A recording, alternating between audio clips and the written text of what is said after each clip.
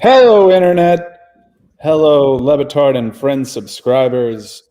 Hello, I'm going to guess Bucks fans that are mostly here to Yes. Amin El Hassan for saying this series was over after 2 games before the Bucks even had a chance to ascend to the mean and play at home.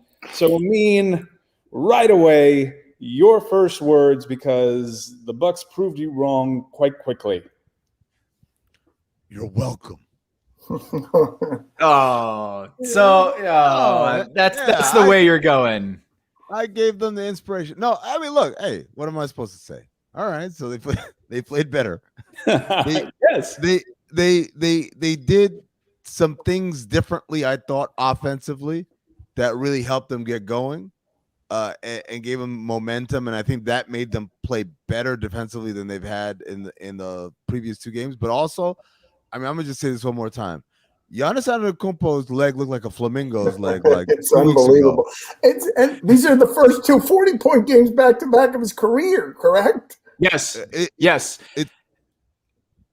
It's 40 and 10 in the finals in back-to-back games. Hasn't been done in NBA history except for one man, Shaquille O'Neal. Shaquille O'Neal is the only other player in finals history to do back-to-back 40 and 10. And this guy's leg went this way, the opposite way, like 4 days ago. It's just nuts. It's unbelievable. They did something differently in that they just kept scoring in the paint, dunking the ball, did whatever they want. They ran off the world's oldest looking 22-year-old in foul trouble, and Devin Booker was truly terrible. Like that's yes. The Bucks have the best player in the series, whether they're down 2-1 or not. Like they clearly have the best player in the series. Before I throw it over to Dan to try to make this finals interesting, as someone that likes to curate all the interesting storylines that make this sort of transcend beyond sport, Tom, Monty Williams was resting Devin Booker. He very clearly didn't have it.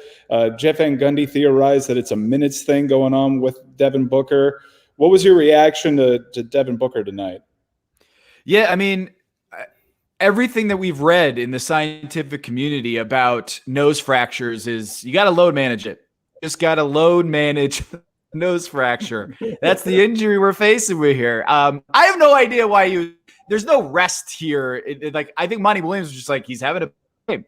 Like I don't think there's like another layer to this. Like hey, we might as well get some minutes here. Or no, he just had the game was out of hand. Clearly wasn't helping Matt. His shot making that didn't show up tonight. So I don't think this is like he's missing something or he's trying to keep an injury away from like a bad hamstring from popping or something like that. It's just he had a dud. Yeah, I think they're losing. They get their ass beat. What's the point, right? At that point, it's like one of those, we'll leave Chris out there in case we mount a little comeback, and then we'll get Devin out and he'll be fresh. But if that little comeback doesn't happen, then it's cool. We're not gonna blow it. Just save them for the next one. I want to talk about one. I want to talk about it real quick. The Scott Foster 0-12. Chris Paul is now 0-12 in his last 12 playoff games with Scott Foster officiating. Someone in my mentions mentioned this to me before the show because I saw the line. The spread was 4.5 Milwaukee. They're down 0-2 in the series, and they're favored by 4.5 points. And I was like, oh, that seems like a lot. Considering Phoenix has a pretty good health score besides Torrey Craig, Dario Saric, right? We'll get to that later. 4.5 was a lot. So I was thinking to myself, is Scott Foster that they're looking at? And then everyone was saying in my mentions as well is look at NBA history in the finals of down 0-2 on your home floor. This line makes perfect sense. Okay, so I looked this up. Since 2000, down 0-2 at home, game 3. So Milwaukee, they're in tonight. Since 2000, 11 instances of this in the NBA Finals, and the home team is 6-5. The plus-minus differential is even 0-0. So the fact that they are having the Bucks favored 4.5, maybe, but this isn't like a home run bet. 6-5 is not a home run bet to make me believe that the Bucks should be favored 4.5. It's certainly not as confident as people in my mentions tonight. Tom, what's the usual spread as home court advantage? What do they usually go with? 2.5, 3? Mike Honcho likes to talk about spreads. Let's talk about spreads, shall we? I don't think people can see the private chat, Dan. That's okay. I just wanted to talk. I wanted to make a Mike Honcho reference. What difference does it make? I mean, but what was the question you were asking him? What is the typical spread that Vegas gives for home court advantage? It's like 2.5, right? Yes. It's 2.5, 3. We're gonna try and put this out as a pod. While we give Tom an opportunity to unplug his internet and blow in the cartridge, Dan, I'm going to throw it over to you because with the Bucks winning a game, that means we're inching closer to whatever it being public, whatever decision ESPN made on the Maria Taylor front. Yeah, and we have an additional storyline to this series that probably been the only interesting one outside of everybody battling through injury here. So not a very good series so far. We haven't really had a tight game, a memorable finish. How does this finals get interesting for the people? I do believe they've got a problem in terms of interest on this one because just what they have, it's not going to be enough for Antetokounmpo to be great. I mean, I don't know that the nation at large is going to be interested in this series, no matter how interesting I find Phoenix as we can make the argument, could we not, that Phoenix, if they win the championship, would rank with the Detroit Pistons as one of the most surprising champions in the history of the sport. No? Yes and no, because I think Detroit had a track record of success, right? That was their first finals trip, but they've been to the conference finals several times. And obviously, hindsight is 2020. The next year they went to the finals as well. But they did it without a legitimate star, and they did it against Kobe and Shaq. So. Yes, that was surprising. Yeah, so the two biggest surprising results of an NBA Finals is Detroit in 2004 and then Dallas in 2011. What makes Phoenix different is it's not surprising now. For those two teams, it was surprising in June. Here we go. You're going up against this juggernaut. Of course you're going to lose. Wait a second. What happened here? In the case of the Suns, it's not surprising now that we're here, but it is surprising if you go back to the start of the season or even to the start of the playoffs. I don't think many people would have had them here and had them as favorites. So I think that part, the bigger picture, is what makes it different. To Mike's point, though, we need Maria Taylor's contract comes up on Game 6, right? So we need to get to a Game 6 so that we have to turn on our televisions and see simply if she's there. And if she's not there, who did they put there and what are the explanations going to be? And then when does she talk for the first time about how much money was offered to her that she declined? Because at that point, I've said before on the air, I can't imagine behind the scenes how much money. First of all, I can't imagine how much Maria Taylor's rooting for a Game 6. And I can't imagine how much money they're offering her. Can you work just one more game if it gets to just a Game 6? Or can you work just 2 more games? How much money do we have to give you just so that we don't have to deal with this right now? Wednesday, we're all watching. Wednesday, we need to be watching and do it comically, right? Everyone grabbing on the papers and stuff. And that's what I always think about gamblers. They always have papers in their hands, right? Crumpled up papers. Come on down the stretch. They're just really, really stressed. It's papers. Is it betting slips, or is it there's a program? Isn't there? They're slapping a rolled up program, right? Yeah. Yeah. You know how they have all these enhanced broadcasts, especially during the bubble. You could pick your camera angle, basically. I need a Maria Taylor cam for the next game because she's got more writing on it than even the most prolific NBA gamblers. Tom, we saw the Bucks do incredible damage on the inside. Ayton gets in foul trouble, and then Kaminsky finds himself as the last line of defense. we got the Kaminsky the third minutes. How many we get? We got 5 Kaminsky minutes. So, What were the Bucks doing differently today to really exploit the Phoenix Suns defensively? Real quick, by the way, just so that we can laugh for a second, Kaminsky drafted higher in the first round than Antetokounmpo. Go ahead, Tom. The floor is yours. Yeah, I just want to make sure, is my feed choppy still, or are we okay? No, we're not okay. Still but a little choppy. Quickly. My 8K camera is logging too much with here, so I apologize. How does it look? Do I look great? You do. You look great, but you remain choppy. You remain a total audio disaster. A tune out. We're losing people by the thousands because they can't understand you. Tom, you look like in the post-apocalyptic movies, you've got a message that we need that's the key to human survival. And then it said, no, it's breaking up. Tom, that's what you look and sound like. Tom, do you want to do this as charades? Do you want to just hold up pieces of paper or drawings, perhaps, to indicate what your analysis is? Maybe some numbers that you could throw up on a piece of paper to help us. I mean, I did want to ask you, though, because people are going to be making fun of you about the fact that this game played out predictably in this respect, right?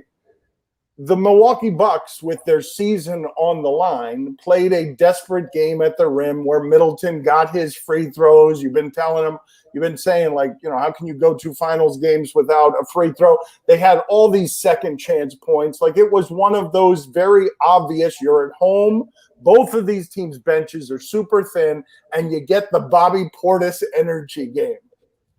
So I'm going to just say Middleton shot 3 free throws. That's still not enough. And Holiday didn't shoot any. So they made shots today, and obviously that's great. You want that to happen, but I think there's still an element of they're not taking advantage of the things that are available to them. Now, I thought Portis and Antetokounmpo were incredibly active around the painted area, and that helped for sure, especially on the offensive glass. PJ Tucker was active on the offensive glass. And that was Milwaukee asserting its size advantage. But the fact that Middleton's shots and most of his action came from the perimeter. I know he made the shots. I get it. It's awesome. But at the end of the day, I think there's a strategic flaw there that they're not taking advantage of his size and his ability to get to the free throw line. 3 free throw attempts for a guy having a game as good as his is just as bad as 0 free throw attempts when he had a game as terrible shooting the ball last one. Well, okay, so they had 20 second chance points. They did that thing where they get a bunch of offensive rebounds. But it wasn't Middleton, right? That part was like I said, was Portis, it was PJ Tucker, it was Giannis Antetokounmpo. Those guys being active around there. And so for instance, there was a couple of plays where Chris Paul's guarding PJ Tucker, and you say, well, of course they can hide Chris Paul on him, because PJ Tucker isn't going to post anybody up, and he's not scoring. But what PJ Tucker does, like, okay, come mess around with me in the paint as we go up for these rebounds. And it doesn't matter how tough or strong Chris Paul is, at some point, you're 6 feet tall, he's 6'6", and he's able to go up there and keep these possessions alive. But PJ Tucker got dunked on and got like that. You put it lightly. I was watching the game on mute and I heard that dunk from Cam Johnson. That he jumped so high that my eyes just gravitated to, like, my peripheral vision was he had so much vert that my eyes were just directed onto that TV. Probably should have been a charge in super slow motion. And you can't call that a charge. You cannot call that a charge. In fact, I would have publicly accused Scott Foster of cheating against the Suns and Chris Paul if he had called that a charge. Mike, did you day drink today during England-Italy? I played soccer today, and I played it indoor, and this is not very interesting, but it was a new turf, and I was basically falling on concrete. So I went into the pool 3 hours ahead of Italy, England, and I just had a nice soak with a lot of Modelo's And This is late for you. Did you secure the perimeter before coming out here and doing the post game? I wanted to sleep so bad, and my eyes were getting mad heavy during that game, and I was just like, this is one of the least interesting finals and finals games. I think if we were to put in a capsule and send to another universe as an example of the most boring finals game in NBA history. If a camera would have caught Adam Silver gently sobbing, watching, he absorbed that entire feeling. This is, I know we did a Twitch last season during the bubble, which was like 8 months ago, but for us to unveil a live post-game reaction to the most inconsequential game 3 of my life. You're doing the Twitch because you don't want to be up at this hour. A Twitch is what's happening on your face. Does Haberstraw's audio work? Does it work yet? Oh my God. Come here, Joshin. So we brought the two basketball experts to provide something, to give us something on this series.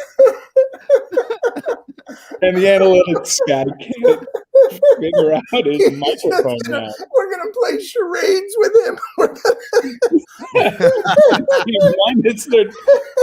It's a great stat, though. Hey, perfect. You got to give it to him. Tom, keep doing that.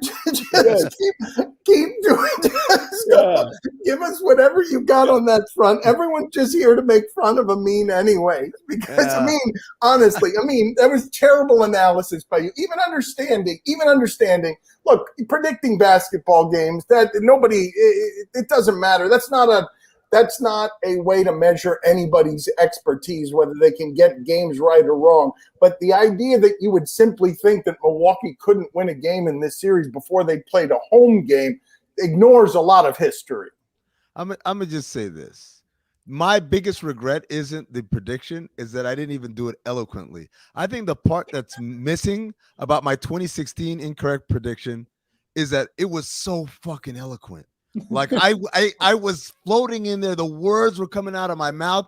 I was like Muhammad Ali, jab and move, jab and move. It was such a complete undressing at that moment with the Cavs down 3-1. That's what makes it so funny, is because it was so thorough and eviscerating, and then ultimately very wrong. This Bucks one, I listened to it again today, and I was like, it wasn't even good. It was like this series. It wasn't inspiring or entertaining. It was just kind of flat. It was a fart. A wet fart is what it was. Mike, you're right. A wet fart actually has character to it. Yeah. If you have a wet fart, that stays with you for some level of time. This is so empty and uninteresting. It's just, I'm with Mike on this. I believe right now that we are wasting precious bandwidth, that the world needs to be doing something else because we're analyzing that. We're analyzing that game at 11 o'clock at night. What does he have there? The game score that Giannis had. Oh, by the way, look, I know that this is a fairly There was a second note. There was a second note. It's quality. I froze the television today. I know that this is probably something that in basketball circles is understood because you're talking about these human beings that are larger than any human beings that we know or that we'll ever meet in our lives. But the size of Giannis's hands, honest to God, it is crazy how large that dude's hands are. It's gotten better because his hands have gotten beefier as he's gained weight and matured. But when he was a draft pick, it was like the weirdest skeletal thing ever. It was straight out of someone's nightmare. It was like a regular palm, and then the finger just kept going and going and going. It was truly something terrifying. It's the reason why when people say, why can't he shoot? I look at his fingers, I'm like, maybe he just doesn't know how to hold the ball because his hand is just so goddamn big. How about this one? All of a sudden, he's making free throws. All of a sudden, he's figured that out. And tonight, he's doing it 6 bounces, 7 bounces, 8 bounces. Like and all of a sudden, he's making free throws. No, and look, maybe that's one thing that I do think being at home helps. You heard how quiet it was when he was shooting those free throws. Nobody was messing with him at all. And as a result, I kind of feel like he takes a long time at the line because he's trying to literally block out all the noise. But when there's no noise, it's like I don't have to block all that out. I can just go into my natural shooting rhythm. I know Tom brought this up the other day, but like the weirdest thing about Giannis is this isn't a Chris Dudley, Shaq kind of situation where he's always been a bad free throw shooter. He came in the league as basically, here it is, second year in the league, 74% from the line, 72%, 77%, 76%, 73%. And then all of a sudden, 1920, he becomes a 63% shooter. And all of a sudden, we start talking about his problems at the free throw line. So it is a confusing thing when it comes to Giannis. Glass half full, he can shoot well from the free throw line because he's done it on volume. Glass half empty, it's in his head. So how do you cure it? Dan, Giannis has actually been maybe too honest with the media this entire playoffs. Every series, he seemingly gives the media something that could be thrown in his face if he ends up losing. But he was asked, hey, on the road when the fans are counting down, does that play a factor? Do you notice it? He's like, of course I notice it. It's an arena full of people counting at me. And when he's in the friendly confines, it's not happening. And it's a 1-game sample, but it seems pretty quantifiable that he's more comfortable at the line at home because people aren't counting at him. It's hard not to like that dude, man. It really is. He plays exceptionally hard. And he speaks like that in a way that it doesn't seem like he's often very dishonest. And I feel for Chris Paul because, Devin Booker, Chris Paul, this is not Chris Paul's fault tonight. Devin Booker was terrible. Devin Booker is supposed to be their best player. He was awful tonight. And I'm stuck because I want both those guys to win. I want Giannis to win because I want him rewarded for just he's done everything right since he's been in the league. And like Amin says, he's the closest thing we've seen to Shaq in the paint. You can't do anything about him. He's going to have other chances. Chris Paul's not going to have a lot of other chances. Through glitchy, blurry, frozen internet screens and slow dial-up speed, I can tell that Tom Haberstroh has been working very hard over the last few minutes, running in and out of rooms with a quality stat with no sound behind it. So, Tom, the floor is yours. Yes, we've seen that already. We've seen 12th all time? Yeah. He wants to talk about it. Yeah. Okay. Oh, you want us to talk about the game score? Well, I'm sure there's a lot of people watching right now that devoid of context. Yeah, that seems impressive. All time. There you go. I think Stugotz would say his game score was he scored 40 points. He's got a trivia question here. Has MJ ever done that? Yes or no? What do we say, Mike? What do you think? Wow. Yes or no? Has MJ ever done that? I would say Michael Jordan's the greatest basketball player of all time. Of course he has. Dan, what do you think? Yes or no? Come on, Tom. You idiots for doubting Jordan.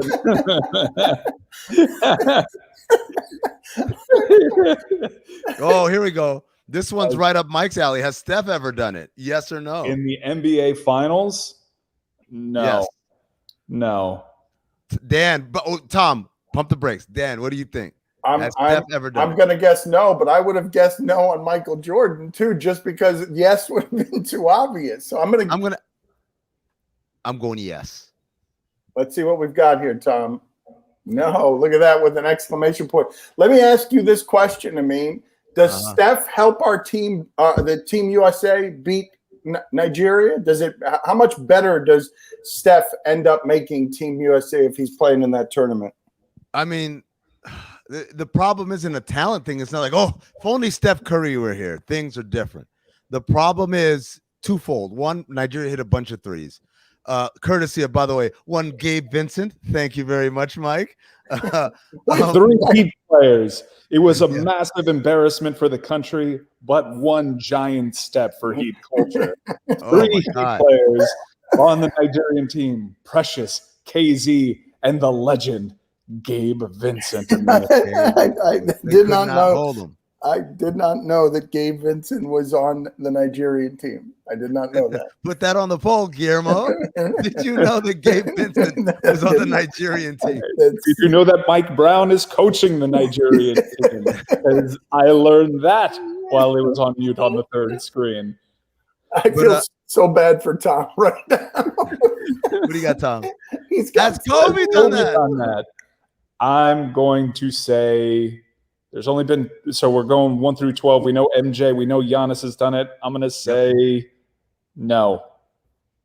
Dan, what do you got? I'm also going to guess no, while also making fun of Shannon Sharp for this weekend deciding to not put Kobe in his all-time top 5 list. And I'm only making fun of Shannon Sharp because of how unnecessary it is. Like, it's not even that he's wrong. It just seems wrong to do that to Kobe for no good reason, just because you wanted to put a top 5 list together. Let's see what the answer is here, Tom.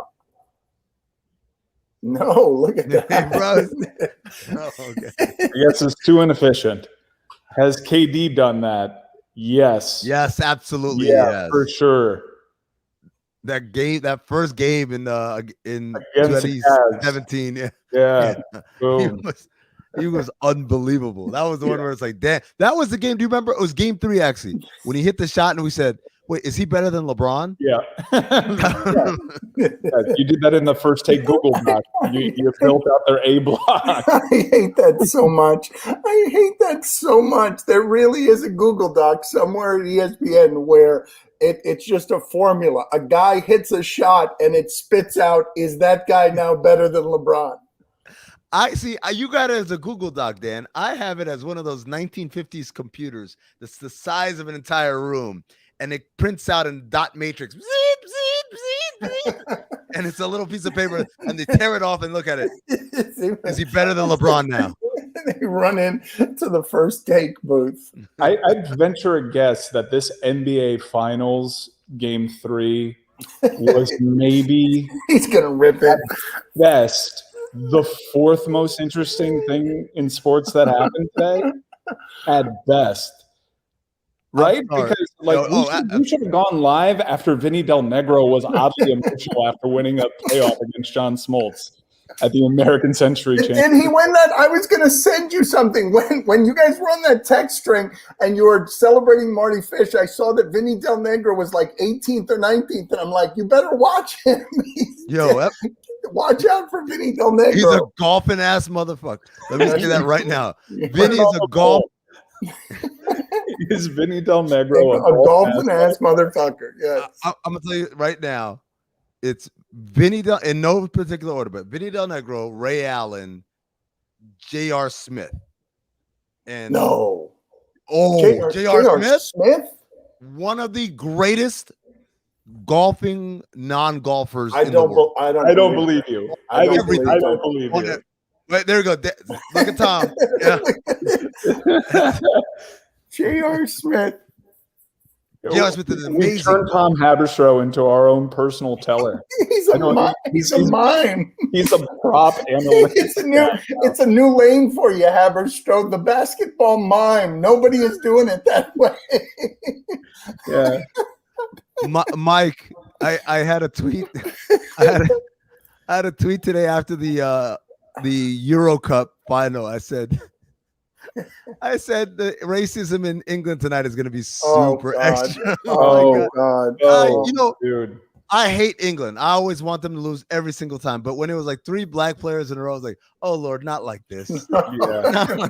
Oh, I felt so bad for them. Yeah, a 19-year-old takes the 5th and final PK, and I had to be curious, and I looked at their social media channels to see what was getting left there, and it's all sorts of ugly. In fact, because here in America, we just kept moving on, almost immediately our eyes as a nation were drawn to the playoff between John Smoltz and Vinny Del Negro, that we missed all the horrible violence that was happening outside of Wembley. The English did not take this well, surprise, surprise, and their behavior on social media is somehow even more disappointing than I anticipated, and I did not have very high expectations for that game. No, like what's my man from the Men in Blazers? He says like they are the Knicks of European football, right? Roger Bennett. Let's see. Yeah. He's going to be on the show tomorrow. Yeah, let's see what we've got from the basketball mime here. What's he got? Guess how many millions watched Game 2? Under 10 is my guess.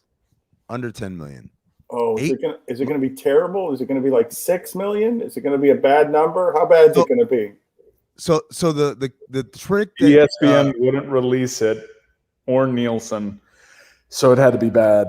Ooh, what do you mean they wouldn't? There was embargoed. What is this? So Dan, they're doing a little trick. What they do is they keep saying all the playoff numbers this year have been, they're up 13%, 25%, but they're comparing it to last the year. Bubble. Yeah. And the bubble was bad. If you go based on 2 years ago, the numbers are down considerably. And so the fact that they didn't even release it, I thought it was 8 million. I didn't see that, or was that game 1? Tom. Woof. So wait a minute. What kind of precedent does that have? That it's such an embarrassing number and wait a minute, I didn't even know that Nielsen could be shut down like that. Like who knew that Nielsen? Let's let Mike see what you can do about filing a Freedom of Information Act against Nielsen. Like I can't even pretend to care about this series that much. I think Nielsen just said we're not going to release it, and everybody met that with a yawn. You're probably right. We're better off. I can't even find an interesting angle in talking about the lack of people being interested in this series. It is quite possibly the worst finals of my lifetime. It probably is.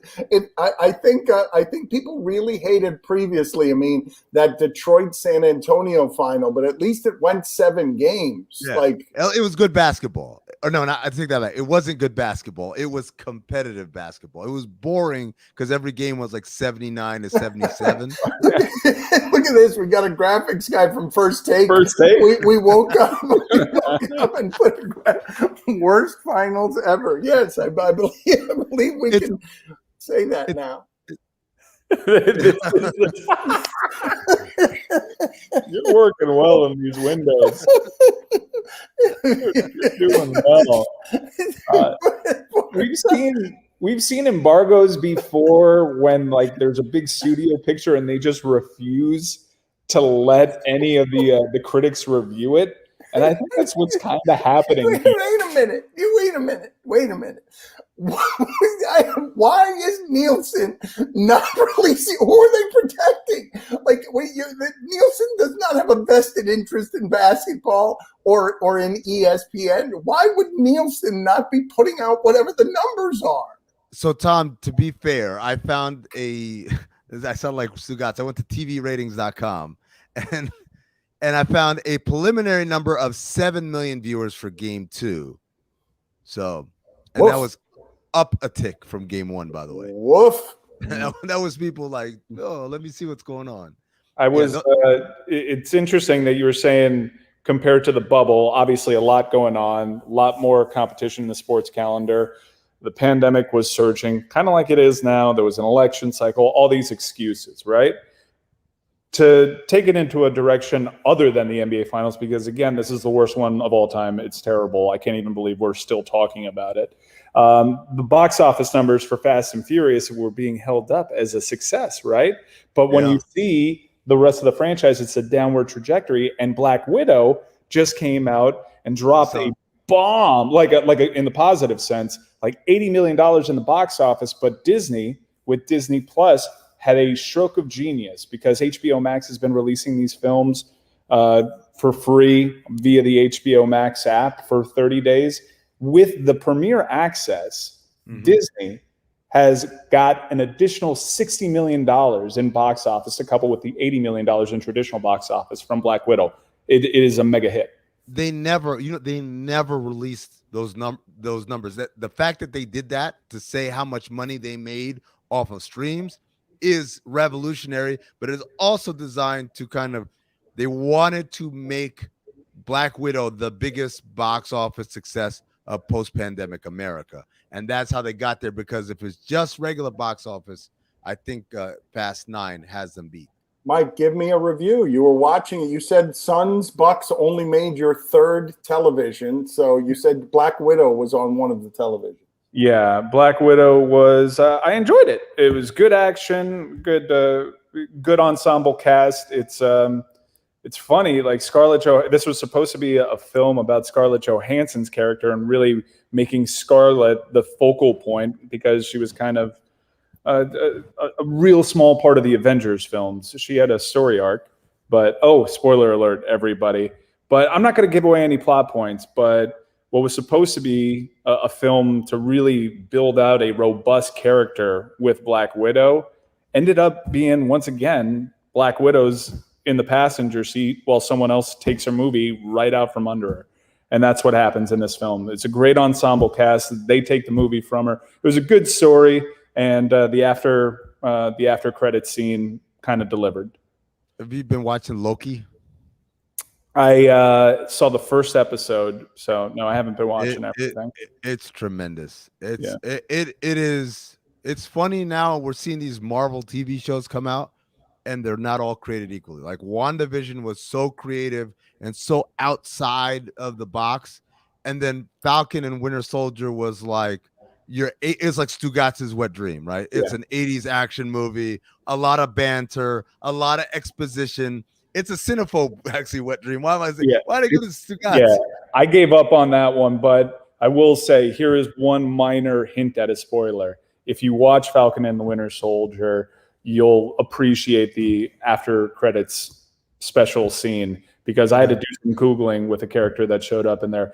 Tom. I know who it is. Yeah. I know it is already. Yeah. Before you go to Tom, though, Mike, I mean, you seem to know a lot about movies. How is that possible?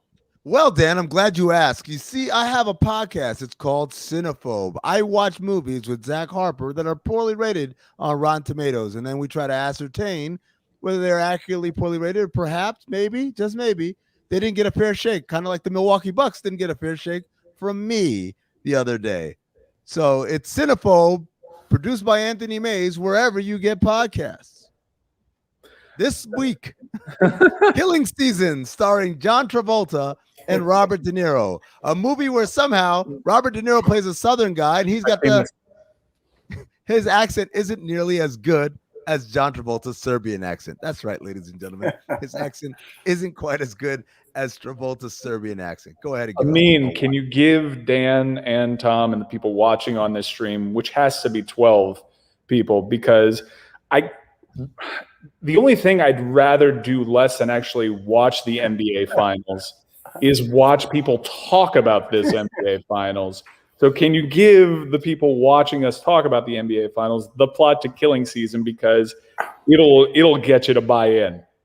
All right, Dan, do you know what the plot to Killing Season is? I don't know. Okay, so Robert De Niro was an American soldier fighting with NATO in Bosnia in the early 90s. And he was apparently they were guilty of war crimes, of executing soldiers. One of them was Travolta, except they missed and he didn't die. So he spends the next 20 years first rehabbing so he can walk, and then hunting down and tracking Robert De Niro so that he can wage his own personal war, because in this movie's opinion, the purest form of war is one-on-one. What are the Travolta movies that you picked for the month? You have 4 of them, right? Right. So Killing Season was the first one. Wednesday, we've got Staying Alive, the sequel to Saturday Night Fever. And let me tell you something. Unofficial sequel, right? Oh, no, it's not unofficial. It's all canon. Yeah, really? There are callbacks to the first one. I didn't see the first one, so I just had to kind of piece together some stuff. Let me tell you something, though. Without getting into how good or bad the movie is, the soundtrack, Mike. Dude. Wow. All right. What a banger. Yeah, everyone knows that one of the greatest hype up songs ever is Frank Stallone's Far From Over. It is part of that soundtrack. And why is it part of that soundtrack? Amin, who could Frank Stallone possibly know to get him on this soundtrack? He knows the director. Sly Stallone directs. Yes. And there's a real moment at the end of the film. Oh, actually, it's what? Is it the end of the film? Is it at the end when Sly What it's at the beginning when Sly bumps into to John Travolta. Look at us. But my favorite part is, and I say this on the pod, but he bumps into him, and like it could have just been, oh, you don't know that, but that's the guy walking this way is Sylvester Stallone as obviously Travolta's walking towards the camera. But of course, this son of a bitch has to turn around. Yeah. So you get the full frontal view that I'm Sly Stallone doing a cameo in my own movie. And he turns around and walks away. One of only 2 movies that he's written and directed in, but did not star in. What was the other? You have to listen to Cinephobe to find out. What is it? I don't know what Cinephobe is. Oh, it's a podcast where Zach Harper and I watch movies that are poorly rated on Rotten Tomatoes and try to ascertain whether they're actually poorly rated or perhaps just maybe they didn't get a fair shake. That's Cinephobe, produced by Anthony Mays, wherever you get podcasts. What are the other movies you're doing this month? Man, I don't want to give it away because first of all, I get in trouble every time I give away. But it's hard to pick 4 Travolta movies is my point. Like, what was the aerobics movie that he did with Jamie Lee Curtis? Was it was it Perfect? Is that what it was called? Perfect. It was about aerobics. Phenomenon. The boy in the bubble. The boy in the bubble where John Travolta. Yeah. It looks like we might have a stat from Tom Haberstroh. He's been working diligently, which is spelled correctly. Okay. Tom Haberstroh, the basketball mime. Oh, I know that. It's the bottom one, isn't it? I'm struggling. I'm going to say he's got the N in there. There's an N in between the U and the M is the only difference, right? So yes, I'm going to say 1. Antetokounmpo. Well, we pronounce it the second way, right? So but I don't. All right, I'm going to guess 2. It's neither. Neither guesses. What?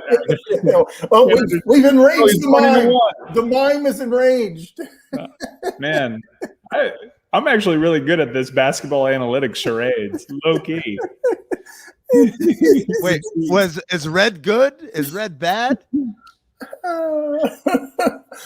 By the way, Mike, we didn't mention this because you said of interesting things happening today. This was the 4th most interesting thing in sports.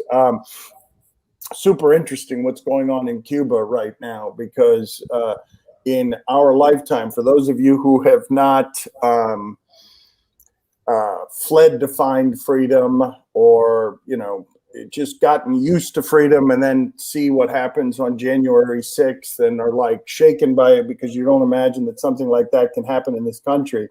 The idea that the people of Cuba have reached such a level of desperation in a place where they die in the ocean, literally throwing their lives to the wind in vessels made of tires and stuff, and you still don't see what you see today, where the desperation has reached such a point with, food and frustration that people are willing to defy the government when the government will fall on your neck and throw you in prison without, any criminal trials or anything like that, that they would fight with the police in the streets and that they would demonstrate like that and exert their freedom. It's a real holy shit moment for me to see it escalate to that level of desperation in Cuba, where they still do us the courtesy of wearing their masks while doing their protests, because they are trying to follow some rules, and they do have to follow the rules because the government will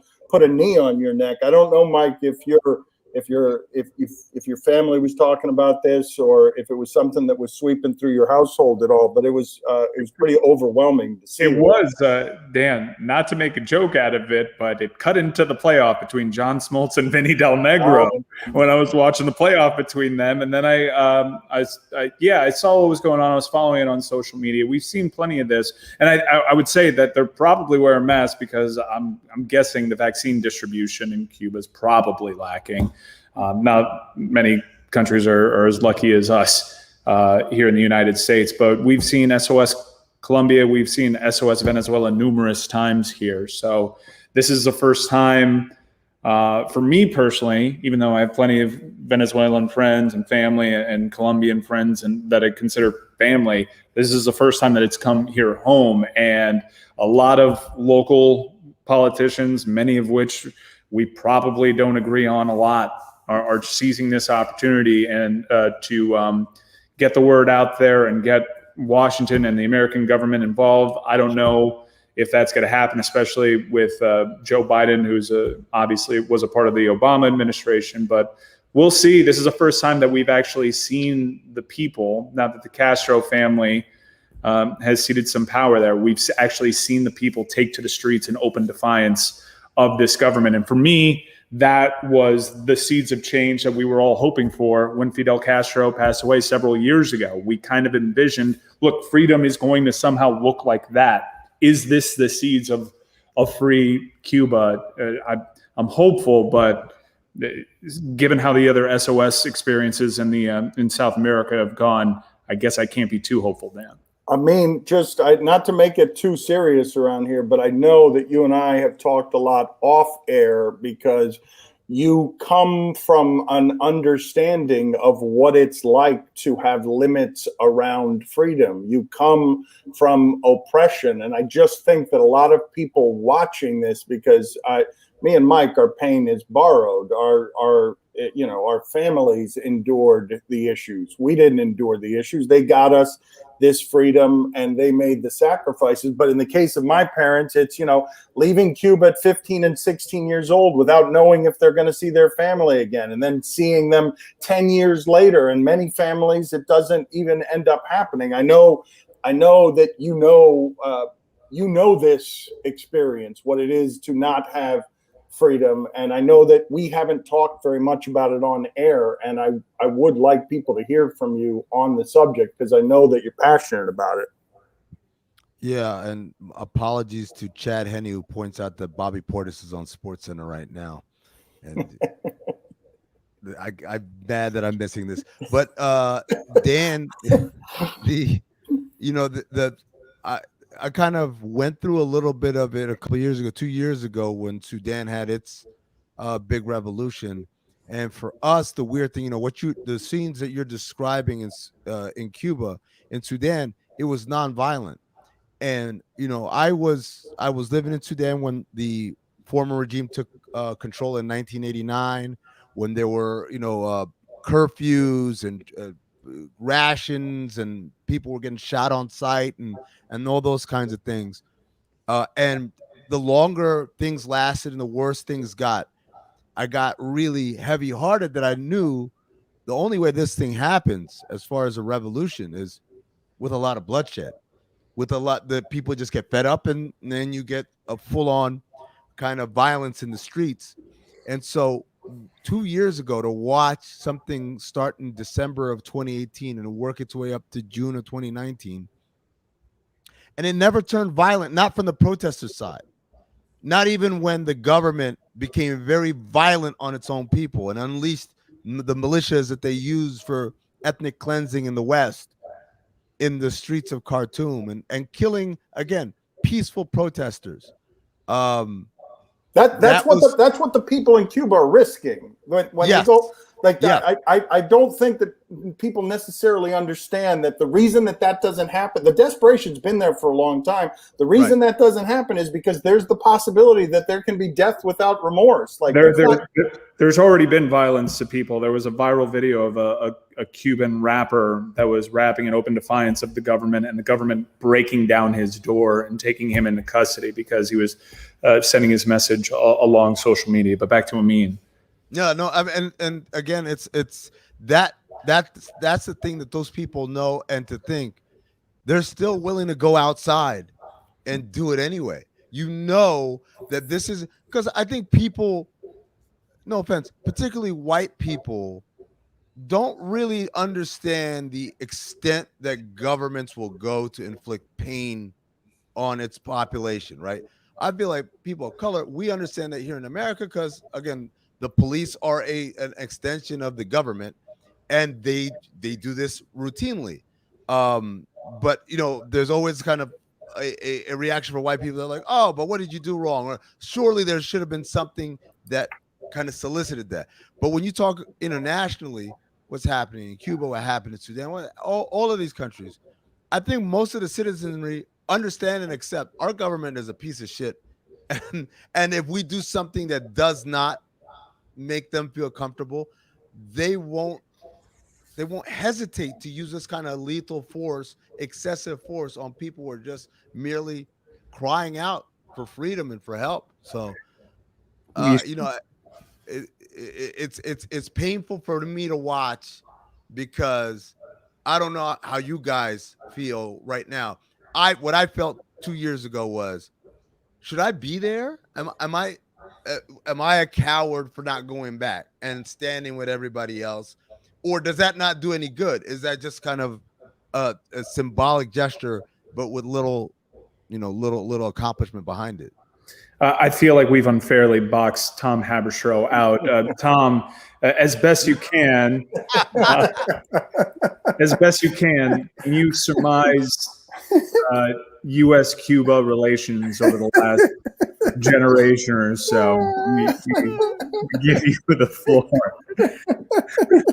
The underline, I don't know about you guys. The underline for me is I can hear it. It's the fact that he underlined. I can hear it in his voice. Very, yes, that's very well done. Have there been any questions posed out there? Because I've just been doing this, and go on. Well, I think this is the best question of the night. I'm gonna go too. Tom, incidentally, I don't know whether we get nothing but choppiness from you, but you made me laugh out loud when you tweeted out his defense on a 3-pointer where he jumped in the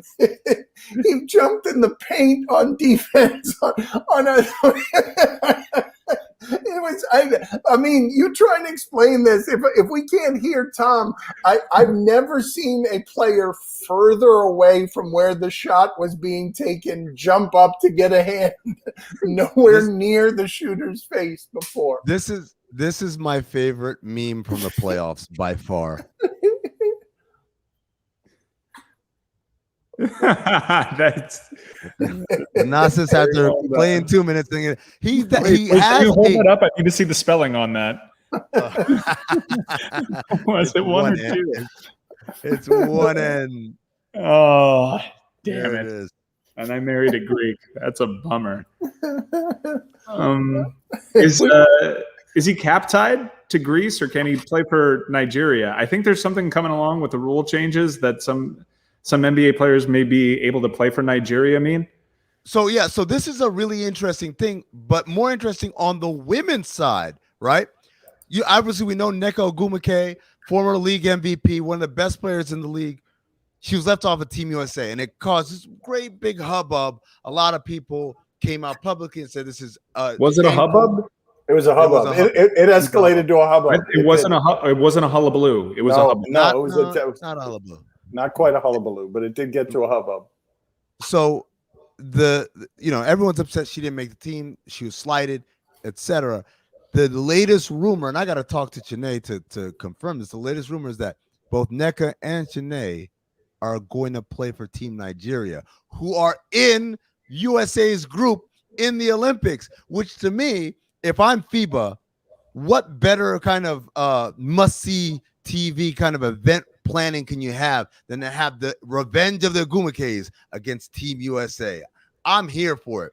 I want to watch that way more than I watch any men's national team basketball in these Olympics coming up. I've got a question for you guys, and maybe the answer is super obvious and I've missed it, but we all saw how America seemed to be bothered by Sha'Carri Richardson being knocked out of the Olympics for a weed positive test.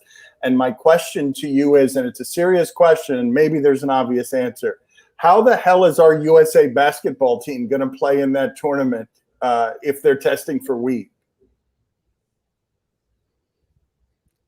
Yikes.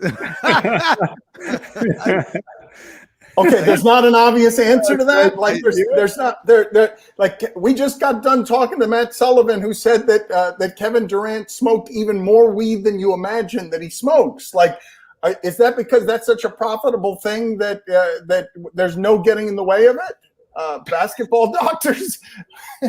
Okay, so it's not. So I'm asking a question here that doesn't have an obvious answer. The only thing I can say is that every sport has its own set of banned substances. I don't know if marijuana is on the FIBA banned substances list. If it isn't, then this isn't an issue. But if it is, obviously, then I hope those guys. Well, it's going to be Frank. We're going to have to send Frank Kaminsky over when the team gets knocked out, right? And I don't know. Maybe Frank Kaminsky is also a pot smoker. I don't know. Yeah, I'm about to say I don't think Frank Kaminsky is going to save the day on that one. He might fail the whole team just by walking by. But it goes back to kind of what's important, right? Now I always wonder what is this question, Dano? What's your secret popcorn recipe? You will never know. No one will ever know. But it's popcorn. What's the recipe? You put in the microwave. No. Beep, beep, beep. Mike. There's a very specific cazuela that needs to be used. Yes. There's several ingredients. It's a special type of oil. Yes. I have leaked on the show prior to, though, that there is a special spice that is sprinkled atop it. So yes, I will. I mean, you're going to be in the next couple of days. He's flying in from New York. I'll bring you some, and I will defy you to say that it's just regular popcorn. Okay, all right, yeah, sure. This super magical popcorn that Dan Le Batard makes with a secret recipe. Was it handed down from generations? It is made in Abuela's Cazuela. It's like an 80-year-old pot that it's made in, and I'm telling you, I'm telling you, like, yeah, Mike, I believe other people have underestimated it or said that I am overhyping it, and then they have it, and there's not a person who has ever said that they don't like it. There's one of the users, B Kaiser 0207 says it's cheese. I love that. That's a secret ingredient. It just throws cheese on it. It is. Yes. My list of things that were more interesting than the NBA finals today that I haven't at all thought about, just off the top of my head, and this is sincere. This is not me just seeking confirmation bias. I thought Altuve having erupting today, and the Astros just going nuts, and them ripping Altuve's jersey off in front of the Yankee fans was a really cool moment. Mike, before you go any further on this, want to guess? The Yankees lost that baseball game. Do you want to guess how many walks the Yankees had in that game? How many of their batters were walked in that game? I'm going to say 4, Dan. 14. They lost the game in which they had. Anyways, I'm sorry. Yeah. More interesting than the final. Here's another thing that was more interesting. Pablo Lopez of the Miami Marlins starting a baseball game with 9 consecutive strikeouts to tie a major league record.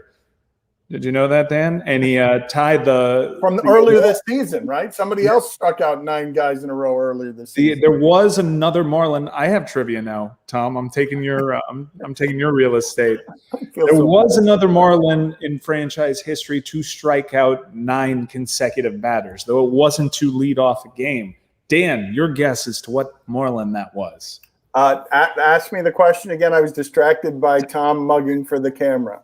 Pablo Lopez struck out 9 consecutive batters to start today's game, which was an MLB record to start a game. But it tied a franchise record for most consecutive batters struck out by a pitcher, tying which Marlins pitcher? Josh Beckett is the guest from Tom Haberstroh. Not a bad one, but he wasn't so great in the regular season. He was a postseason pitcher, really. 9 strikeouts in a row in the same game. Starting pitcher? It was a starting pitcher? It was a starting pitcher. Oh, my God. I'm going to go ahead and guess and get this wrong. I'm going to guess that Livan Hernandez in that 15 strikeout game struck out 9 in a row. Dan, it was your former condo mate, Ricky Nolasco. Oh, my God. Yeah. Oh, my God. That is shocking. Look at the face of the basketball mime. The basketball mime was Yeah. So I guess on that note, this was a great recap of Game 3 for me personally. I had a great time. Mike, you win. All right. High praise from the basketball mime. That's a B block for first take. All right. Thank you, guys. Thank you for doing this, and thank you guys for tuning in. We appreciate it. All right. Now